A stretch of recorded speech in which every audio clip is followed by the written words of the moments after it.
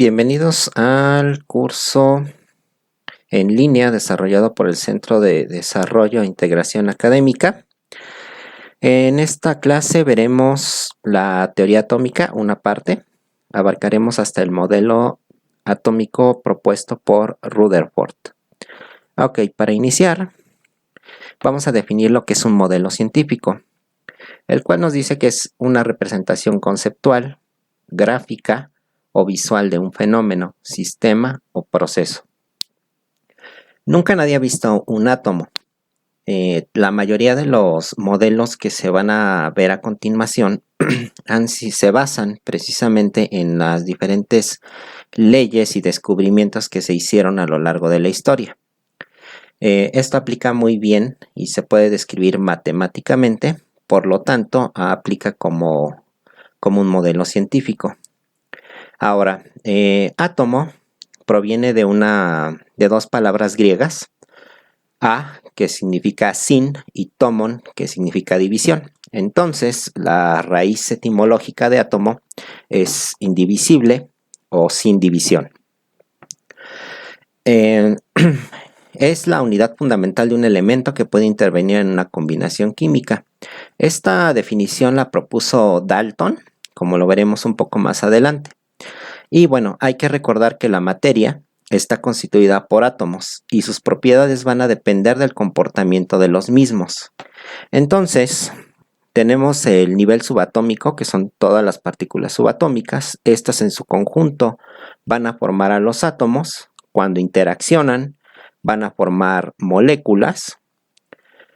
Las moléculas, bueno, pues van a formar diversos compuestos que pueden ser células, luego tenemos los organismos, pero en sí toda la materia, sea o no sea de un origen orgánico, están constituidas por átomos. Toda la materia se encuentra formada por átomos. Eso hay que recordarlo. Ahora, una molécula va a ser un agregado de por lo menos dos átomos con una distribución definida, que se mantienen unidas por fuerzas especiales. Estas fuerzas las vamos a retomar más adelante porque hay una gran diferencia entre las fuerzas intermoleculares y los enlaces químicos. Entonces, tenemos diferentes tipos de moléculas, ¿sí? Tenemos moléculas diatómicas cuando están formadas por dos átomos solamente, moléculas triatómicas que pueden estar formadas por átomos del mismo tipo o de diferentes tipos de átomo, ¿no? Como aquí tenemos algunos ejemplos. Entonces, simplemente se le va a ir agregando el prefijo di, tri, tetra, hepta, etc.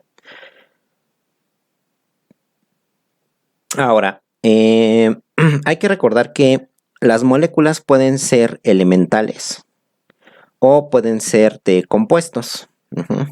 Aquí tenemos la fórmula del ozono, que es una molécula triatómica formada por 3 átomos de oxígeno. Sin embargo, esto sigue siendo un elemento porque tenemos el mismo tipo de átomos, ¿sí?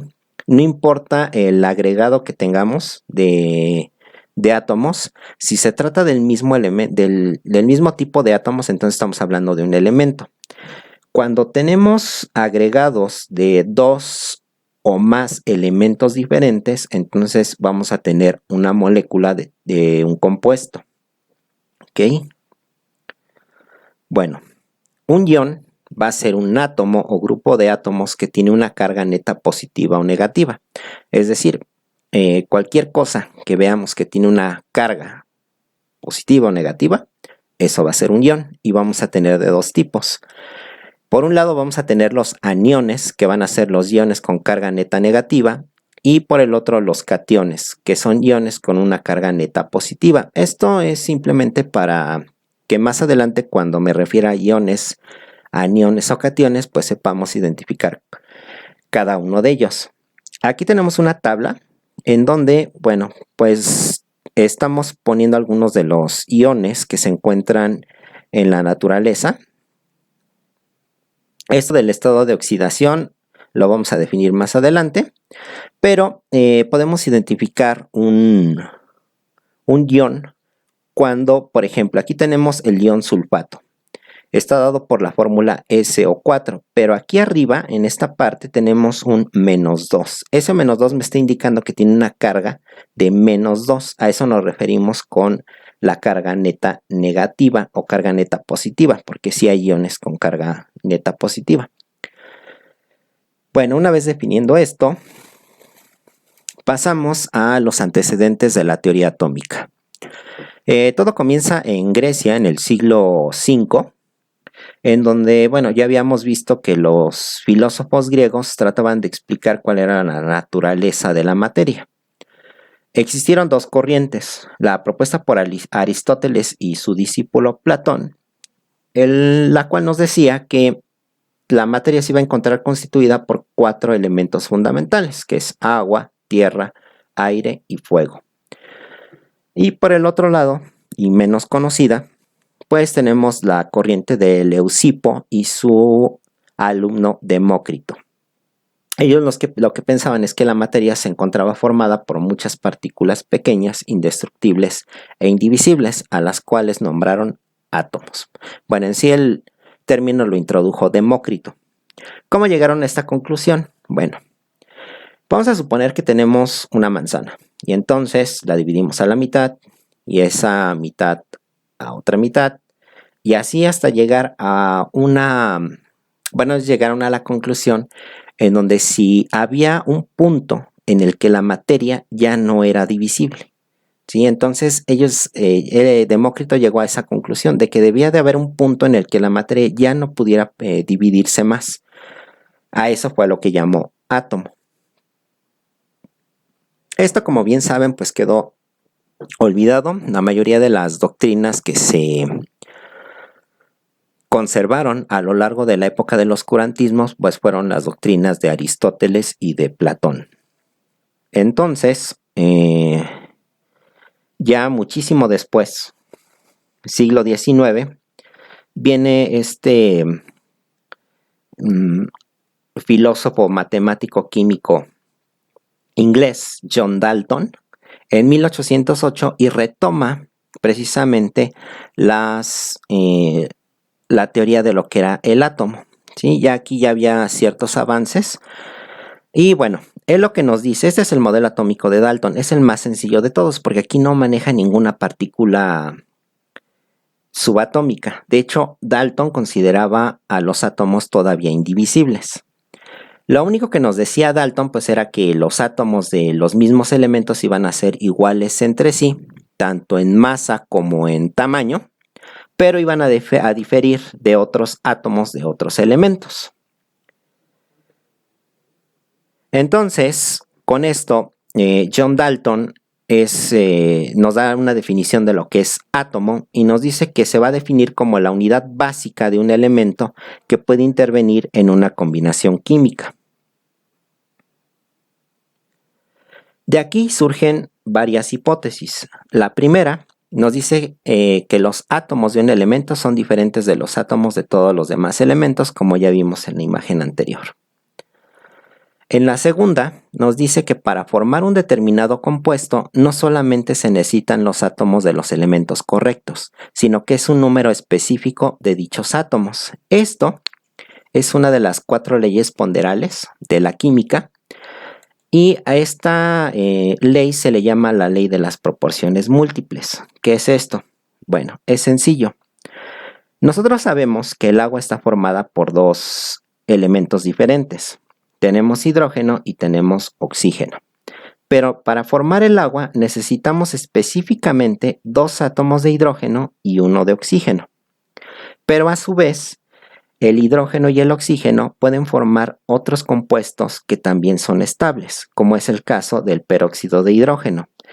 Para formar peróxido de hidrógeno necesitamos específicamente 2 átomos de hidrógeno y 2 átomos de oxígeno. Eso es la ley de las proporciones múltiples. Bueno, debido a que la materia está formada por átomos que no cambian en una reacción química, se concluye que la masa también se debe de conservar. Recordemos que para este entonces, 1808, Antoine de Lavoisier ya había propuesto la ley de la conservación de las masas, que también revisaremos más adelante en la parte de estequiometría. Entonces, esto de aquí, esta última hipótesis propuesta por John Dalton, es una forma de retomar o de enunciar la materia de la ley de la conservación de las masas de Lavoisier. Hasta aquí, esto es lo único que necesitamos recordar del modelo atómico de Dalton. Luego, viene el modelo atómico de Joseph John Thomson en 1897, que es cuando comienza a experimentar para descubrir el electrón. Pero antes de eso, hubo otros experimentos que precisamente fueron los que sentaron las bases para el modelo de Thomson. ¿Cuáles fueron? El del alemán Röntgen, que fue el que descubrió los rayos X. Esto de aquí es un tubo de rayos catódicos. Este alemán ya había trabajado con este tipo de rayos. Entonces, él lo que notó es que había cierta fluorescencia cuando trabajaba con los rayos catódicos. Entonces, de ciertos elementos. Él no sabía qué eran, solamente sabía que había ahí algo. A estos rayos los llamó rayos X o rayos incógnita, porque precisamente no sabía de qué se trataba. De ahí el nombre. Él obtuvo la primera radiografía, que es esta que vemos aquí, donde estos rayos pueden atravesar cierta materia, pero hay otras que no, en donde se ven reflejados, ¿no? Que es lo que nos sirve para tomar las radiografías. Aquí vemos los huesos y aquí vemos el anillo. Bueno, también el término de radiación, que no fue introducido por Marie Curie, nos dice que es la emisión y transmisión de energía a través del espacio en forma de ondas o partículas. ¿Esto por qué es importante? Bueno, porque Thomson trabajó con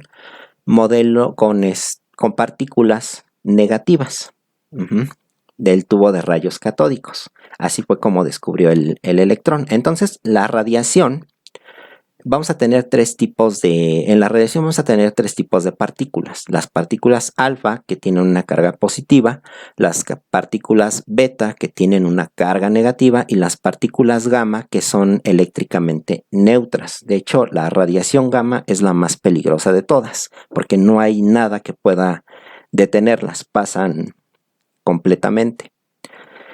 Ahora, esto es el experimento de Thomson. Así fue como descubrió el electrón.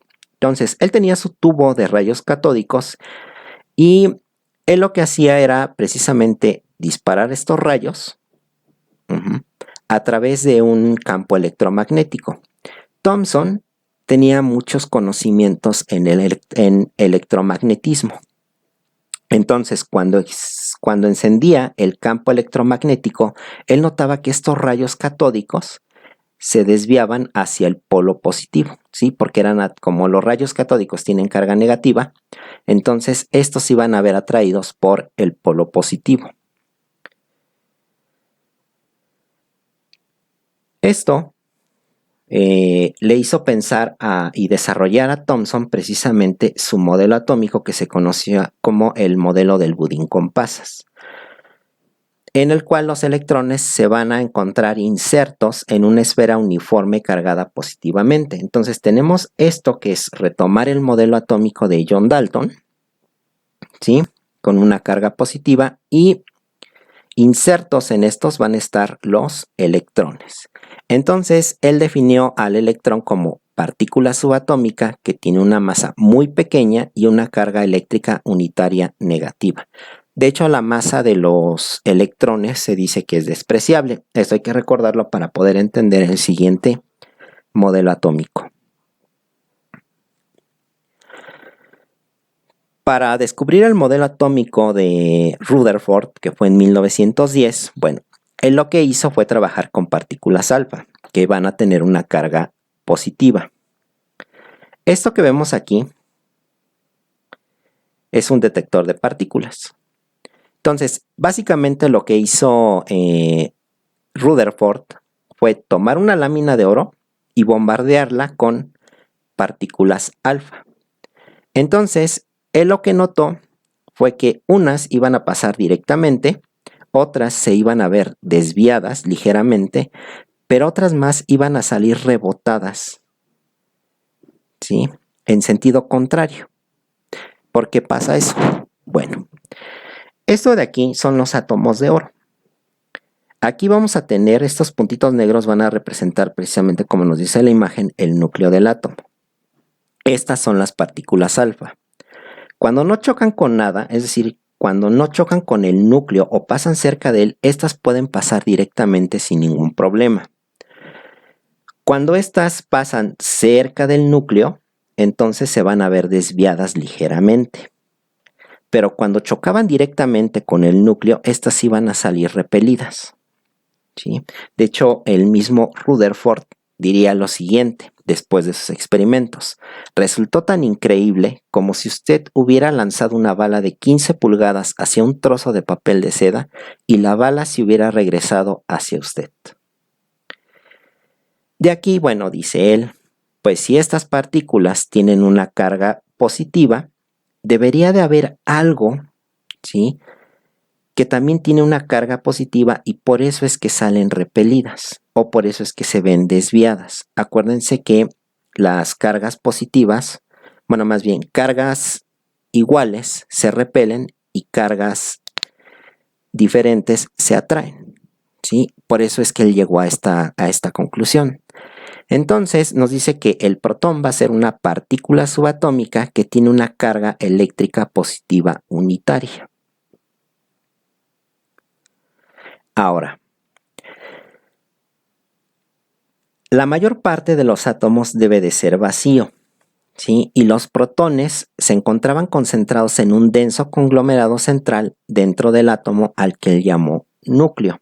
Este es el modelo atómico de Rutherford y aquí está, bueno, haciendo sus experimentos.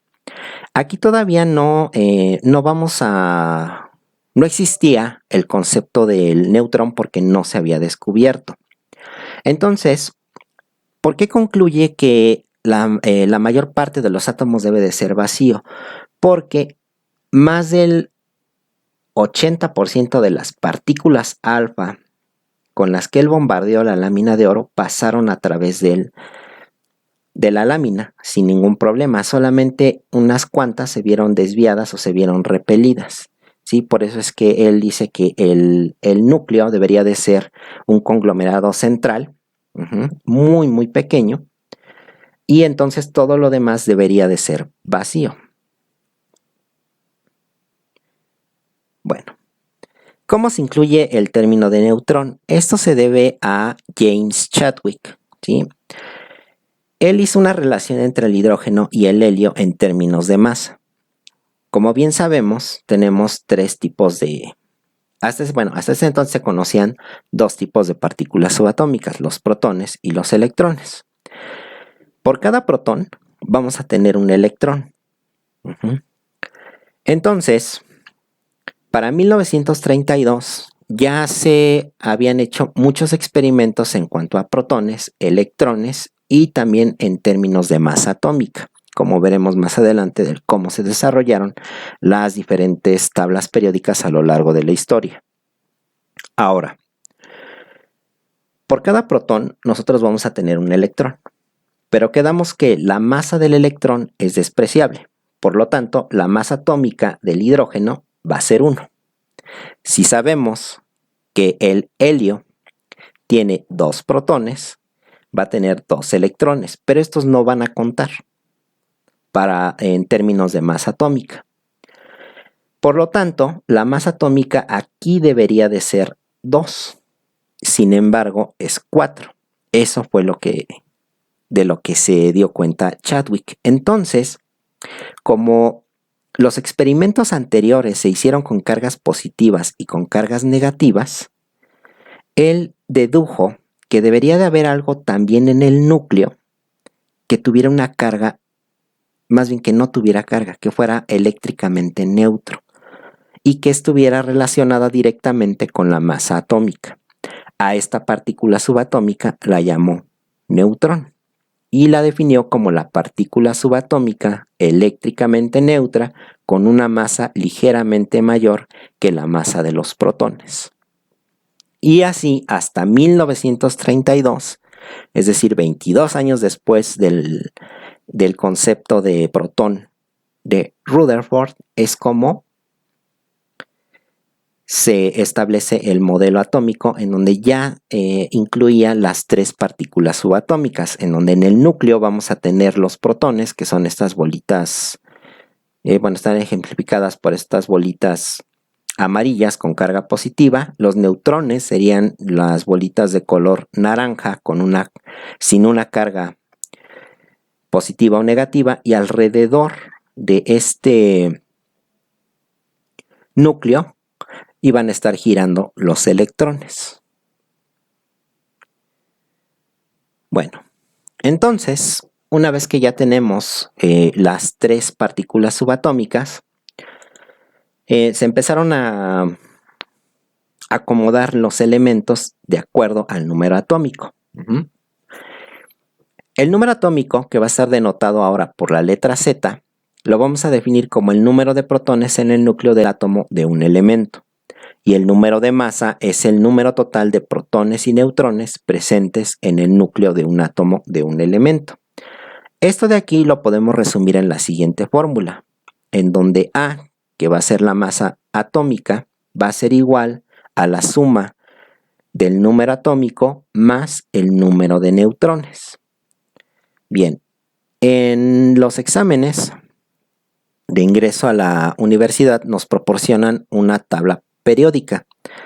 No viene ya el nombre del elemento, pero de una tabla periódica podemos extraer los siguientes datos. El número entero, ya sea que se encuentre en la parte superior o en la parte inferior del símbolo químico, me va a representar el número de protones, es decir, este va a ser mi número atómico. Y siempre en todos los elementos, el número de protones va a ser igual al número de electrones. Luego tenemos el símbolo químico, que puede ser, por lo general es una letra mayúscula, pero a veces viene acompañado también de una letra minúscula. Y en la parte inferior o superior, dependiendo de la tabla periódica, pero por lo general así es como se acomoda, este número que va a tener un decimal va a ser el número de masa, representado por la letra A. ¿Sí? Ahora, aquí de esto nosotros podemos sacar el número de 2 de las partículas subatómicas de un elemento. Es decir, el número de protones y el número de electrones yo lo puedo deducir por el número atómico. Pero si me pidieran calcular el número de neutrones, entonces yo lo que tengo que hacer es un simple despeje, porque todo me lo va a proporcionar la tabla periódica. Por lo tanto, para calcular el número de neutrones, debo de hacer lo siguiente. Al número de masa atómica le debo de restar el número atómico. Esto de aquí siempre se va a redondear, ¿sí? Para tener los números enteros. ¿Okay? Entonces, vamos a ver unos ejemplos. Y bueno, en este ejemplo me dice, ¿cuál es el número de masa de un átomo de hierro que tiene 28 neutrones? Aquí no me están proporcionando el número atómico, pero yo sé que el símbolo químico del hierro es Fe. Por lo tanto, me voy a la tabla periódica y veo que el número atómico es 26. Aquí me están proporcionando el número de neutrones, que en este caso es 28. Como me están pidiendo calcular el número de masa, entonces lo único que tengo que hacer es sumar el número de protones o el número atómico más el número de neutrones, es decir, 26 más 28. Y esto va a ser igual a 54 unidades de masa atómica. En el ejemplo 2 tenemos que hay que indicar el número de protones, neutrones y electrones de las siguientes especies químicas. Aquí es a donde vamos a ver un poco lo del redondeo. Tengo que decir el número de protones, neutrones y electrones del oxígeno y del mercurio. Si yo miro la tabla periódica, veo que la masa atómica del oxígeno es 15.99. Entonces esto lo voy a redondear a 16. La masa atómica del mercurio, por otro lado, es 200.6. Por lo tanto, lo voy a redondear a 201 para que me queden números enteros. Y bueno, quedamos que el número atómico del oxígeno lo puedo ver directamente en la tabla periódica, ya sea si me dan el nombre o el símbolo químico. Y eso va a ser igual a mi número de protones. Entonces, el número atómico del oxígeno es 8. Por lo tanto, va a tener 8 electrones. Si el número de protones siempre va a ser igual al número de electrones, entonces el oxígeno también va a tener 8 electrones. Y por último, para calcular el número de neutrones, pues le tengo que restar la masa atómica, que en este caso es 16, el número de protones, y esto va a ser igual a 8. Entonces el oxígeno, o un átomo de oxígeno, va a tener 8 protones, 8 electrones y 8 neutrones. En el caso del mercurio, vemos que su número atómico es 80, por lo tanto va a tener 80 protones, 80 electrones, y para calcular el número de neutrones, tomo la masa redondeada, que es 201, y a esta le resto el 80, y eso va a ser igual a 121 neutrones. ¿Sí? No siempre van a salir igual el número de las 3 partículas subatómicas, como podemos ver aquí. Eso va a depender del elemento del que estemos hablando. Bueno, ya casi para terminar, vemos que los isótopos son átomos que tienen el mismo número atómico, pero diferente número de masa. ¿Cómo puede ser esto? Bueno, en la tabla periódica nosotros vemos que tenemos hasta 118 elementos, pero los elementos que vemos ahí representados son los isótopos más abundantes. Hay unos que son mínimos. En este caso el hidrógeno va a tener 3 isótopos: el isótopo hidrógeno, el isótopo deuterio y el isótopo tritio. Si vemos aquí en esta tabla, vemos que el número de protones y de electrones en los 3 isótopos va a ser el mismo. Lo único que va a variar va a ser el número de neutrones. Por lo tanto, lo que va a variar va a ser mi masa atómica. ¿Por qué? Pues porque la masa atómica es la suma del número de protones más el número de neutrones. Entonces, si el átomo de hidrógeno, más bien el isótopo hidrógeno, tiene un protón y 0 neutrones, su masa atómica va a ser igual a 1. Si el deuterio tiene un protón y un neutrón, su masa atómica va a ser igual a 2. Y por último, el tritio, si tiene un protón y 2 neutrones, entonces va a tener, su masa atómica va a ser igual a 3. Y esto lo podemos ver aquí.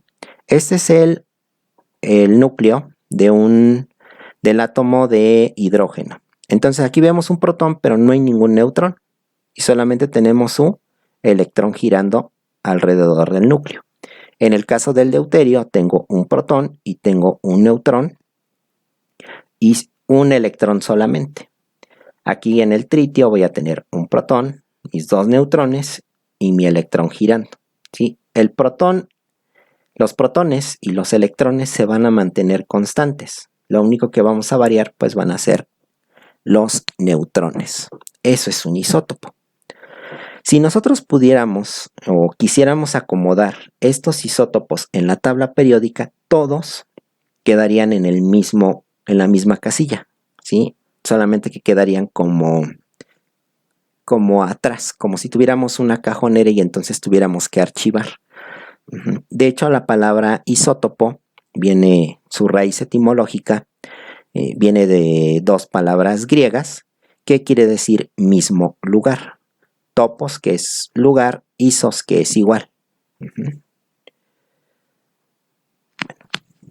Entonces, vamos a ver otros ejemplos con las partículas subatómicas, pero ahora utilizando isótopos. Nos dice, escriba el símbolo adecuado, número de protones, electrones y neutrones para cada uno de los siguientes isótopos.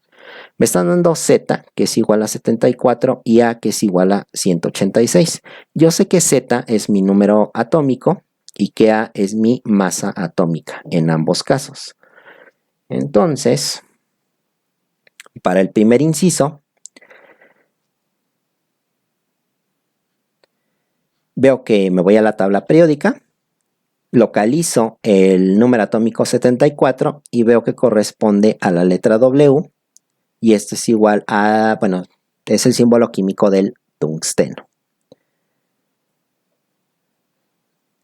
Como Z es mi número de protones, va a ser 74. El número de electrones siempre va a ser igual al número de protones. Por lo tanto, voy a tener 74 electrones. Y para calcular el número de neutrones, lo que tengo que hacer es restarle a la masa atómica, que en este caso es 186, el 74. Por lo tanto, va a tener 112 neutrones. Para el inciso B, identifico mi número atómico, mi masa atómica. Me voy a la tabla periódica identificando o buscando el número atómico y veo que se trata del níquel. ¿Sí? Símbolo químico Ni. Y bueno, voy a tener 28 protones, 28 electrones, y a la masa atómica, que es 64, le resto el 28 y va a ser igual a 26.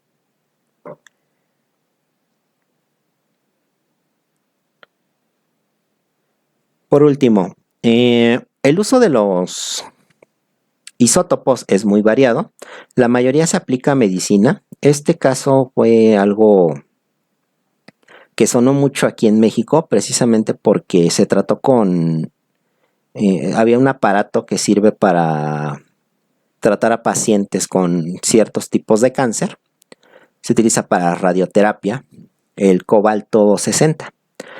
Entonces resulta que aquí la historia lo que nos cuenta es que compraron un aparato en la década de los finales de la década de los 70, como aquí nos lo dice el cómic, y el punto es que no estaba inventariado. Se hizo el gasto, pero no estaba inventariado. Entonces al jefe del hospital pues se le hizo fácil desaparecerlo, se lo da a un obrero. Este no tenía ni la capacidad, ni los instrumentos, ni las herramientas para poder desmantelar la máquina. Y como el núcleo era de cobalto 60, pues lo que hizo fue así agarrar y desmantelarla, se la llevó en su camioneta, la fue a vender en un chatarrero. Con eso se fabricaron varillas y mucho material de construcción, pero aquí se contaminó todo con cobalto 60. Aquí les dejo el cómic para que lo vean, lo pueden buscar inclusive en internet, es una historia bastante interesante y por eso es importante conocer la naturaleza de los isótopos. No todos son isótopos radioactivos, pero también no todos se manejan igual. Aquí tenemos el yodo 131 que se utiliza en medicina para tratar ciertos tipos de cáncer de tiroides. Y también tenemos para la energía, ¿sí? Como es el caso del uranio 235. Aquí lo que vemos es que, como vimos en el caso de la fisión nuclear, lo que se hace es lanzar partículas subatómicas, que en este caso son neutrones, golpean el núcleo del átomo y este se va a ir separando. ¿Sí? Vamos a obtener neutrones, podemos obtener bario y también podemos obtener kriptón. Bueno, pues eso es todo en cuanto a este tipo a la primera parte de modelos atómicos. Espero le hayan entendido. Y bueno, solamente como dato adicional, Dalton no nada más descubrió, bueno, más bien formuló las hipótesis que vimos anteriormente en cuanto a teoría atómica, sino que también hizo una descripción bastante detallada de una enfermedad que él padecía en los ojos que le impedía ver los colores como las personas normales lo ven. Por eso es que la enfermedad de daltonismo lleva su apellido, porque él fue el primero en hacer una descripción detallada de esta enfermedad. Entonces nos vemos en el próximo video. En la próxima sesión abordaremos los siguientes modelos atómicos e incluiremos lo que es teoría cuántica y números cuánticos. Gracias por su atención.